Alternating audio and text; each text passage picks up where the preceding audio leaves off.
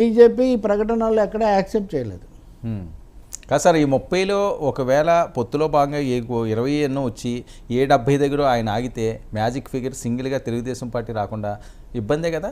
100% మీకు అలాంటి వ్యూహం పవన్ కళ్యాణ్ కూడా ఉంది. అది ఆయన జన సైనికుల ఆనందం అదే. మా వాడికి లోపల ఏదో ఉంది. అవును, చూడండి మీరు ముందుంది ఇన్ఫ్రంట్ క్రోకడైల్ ఫెస్టివల్ అన్నయ్య గారి డైలాగ్ అన్న పద్ధతిలో అన్నయ్య గారి డైలాగు ఆ పద్ధతిలో వాళ్ళు మాట్లాడుతున్నారనమాట.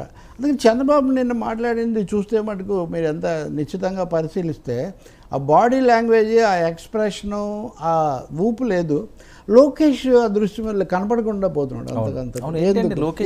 తగ్గుతున్నారు మరి మామూలుగా యువ నాయకులు వాళ్ళు చేస్తుంటారు కదా. అంటే అది కూడా ఒక సలహా చంద్రబాబు నాయుడుకి, ఆయన క్యాంపుకు.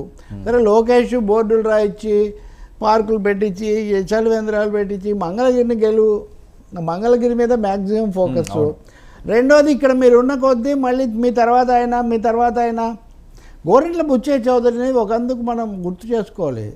ఆ పార్టీలో మొదటిసారిగా దాని మీద ఆయన తిరుగుబాటు తెచ్చారు. ఈ ఎన్నికల్లో మేము చంద్రబాబు బొమ్మతో వెళ్తాం కానీ లోకేష్ బొమ్మతో కాదు అని పార్టీతో చెప్పించాడు ఆయన. సో ఇప్పుడు కాబట్టి అది కూడా ఉంది. చాలా ధర్మ సంకటాలు ఉన్నాయి. ఇంకా జనసేన విషయానికి వస్తే జనసేనలో ఇప్పుడు నాగబాబు అందుబాటులో లేరు అనే నాగబాబు ఇంకెవరకు అంటే అదేం కాదు, ఆయన చెక్కులు ఇచ్చాడు, ఆయన అనుకూలంగానే ఉన్నాడు అని చెప్తున్నారు. కానీ బట్ అది వరకు ఉన్నంత ఓకల్గా లేరని. మరి సర్దుబాటు చేయడానికి ఏం చేస్తారో ఇవన్నీ ఆ క్యాంపులో జరుగుతున్న పరిణామాలు. పార్లమెంట్ అభ్యర్థులకు